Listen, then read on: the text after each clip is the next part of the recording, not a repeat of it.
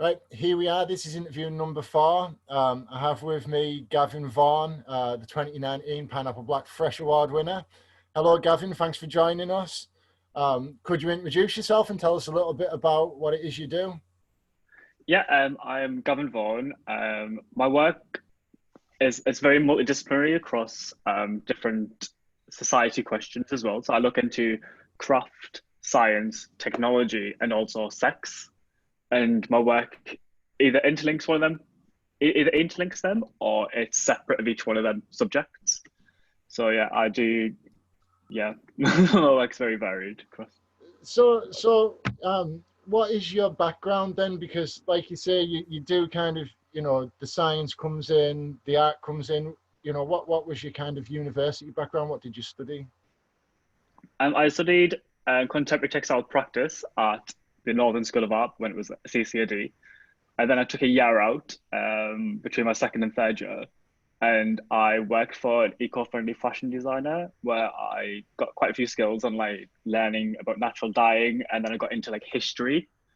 And then I went back in my third year to do surface design.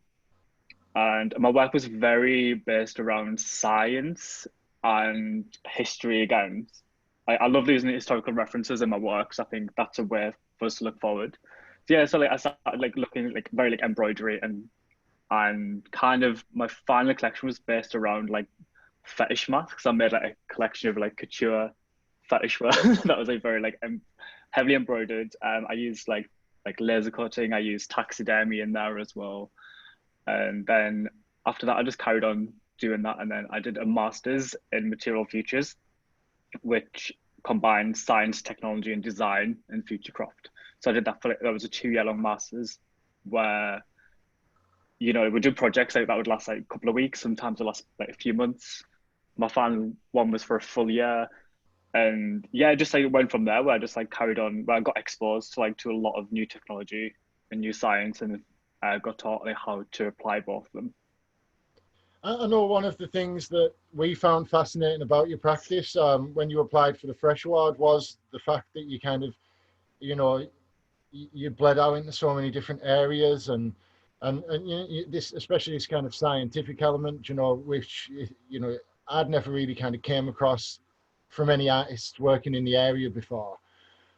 Could you talk a little bit about how this led you to the Science Museum in Rotterdam? Yeah. So I'm currently exhibiting my final year collection, my final year MA project at the Science Gallery in Rotterdam. It was just an open call. Like, I just apply like for a lot of open calls like while I'm around, and it was entitled Unreal, and it looks into what is reality, what's real, what isn't. But it's not very like it's a bit more like scientifically what is real, not just like so it goes into a lot of like heavy research for like work with like scientists and figure out. So like my project's looking into we use it a lot like filters through like Instagram, Snapchat, and things, and where we can like distort our digital self to how we want to be.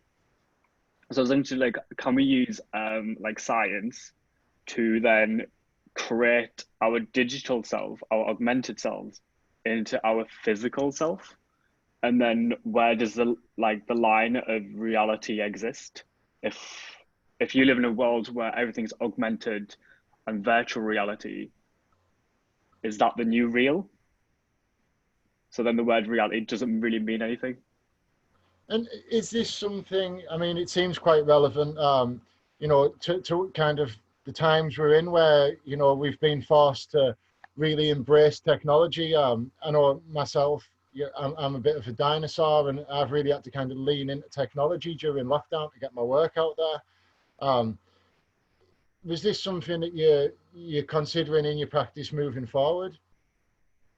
Yeah, definitely. Like, I want to do a technology project next because I've only touched it lightly. I want to do a bit more like physical computing, like using like Arduino. Um, I'm quite like I've got like a bit of an idea at the moment where it's the connectivity of like where can we use technology to recreate the sense of touch? Because a lot of people felt like during lockdown, like they couldn't interact with people, and it's one thing that people miss. Like people miss like just the physical, be able to touch someone. So I want to see if we can use technology to then recreate the touch to fill in these gaps where technology doesn't have. Like, you know, you can use, as we are now, like using Zoom meetings for like sound and things, but then it's still like a 2D format. Like, so I'm trying to bring like the 3D element of using technology. So moving forward in your practice, how relevant do you think that leaves a traditional gallery space to you? Is that something, are you still going to be looking to kind of exhibit inside that white cube, or do you think you kind of, your practice is now going to take you beyond that and that's becoming less relevant to your practice now?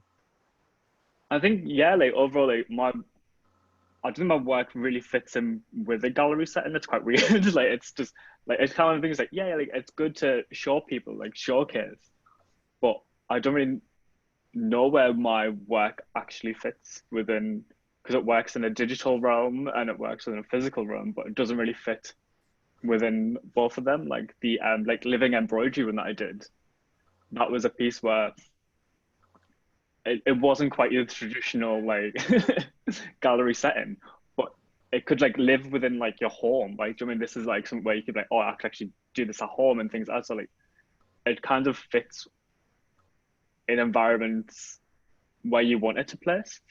That makes. Yeah. So kind of looking to the future and as we kind of hopefully get back to normal, have you got anything in the pipeline in terms of exhibitions and projects that you're going to be showing to the public that we should be looking out for? I'm currently working. Well, it's been done. Like, because of everything that's going on, everything's been pushed back a couple of months. Yeah. So I've been working with a designer in Berlin, and we've done some shoots like quite good. So I don't know how much I can release at the moment. I don't know about that, but yeah, we've made an accessory which I want to push forward. Like after where I've had quite a few people interested in what I've made, and I'm looking into making more of this thing that I have made in different formats. It sounds fascinating. I can't wait to see what it is. I can imagine. I've got some ideas already. Um, so just coming on to lockdown finally, you know, how would you sum up your lockdown experience? A lot of artists I've spoke to have actually felt quite energized by it and more productive. Is this something that you've noticed? How has it affected you? I've not made any work during lockdown, but I've been like at the start of lockdown, I was doing a lot of stuff with the gallery in Rotterdam anyway. So it was a lot of doing like Zoom meetings so we could create content for the gallery. Like I was doing some educational packs with them and stuff like that. So I was doing that, and then I've just been just chilling. Like applied for a PhD. Yeah. That was, yeah, didn't get it, but you know that's what I do. But it's quite good because I was doing a lot of research and I found some things within while I was researching that PhD that I quite enjoyed. So I might try and see if I can work with a bit of that material that I was looking into for that. And I've just been learning some new skills as well, like through some like online courses. Looking Well, into I'm like, glad you've managed to put lockdown to some good use, even if it wasn't making any artwork. Um, yeah, well, well, Gavin, that's us. I think you're a fascinating artist, and I can't wait to see what you do next. Thank you for making the time to talk to us. it's all right. Yeah, Right, we'll have to. Yeah, yeah. see you Hopefully, soon. see you soon. Bye. Bye.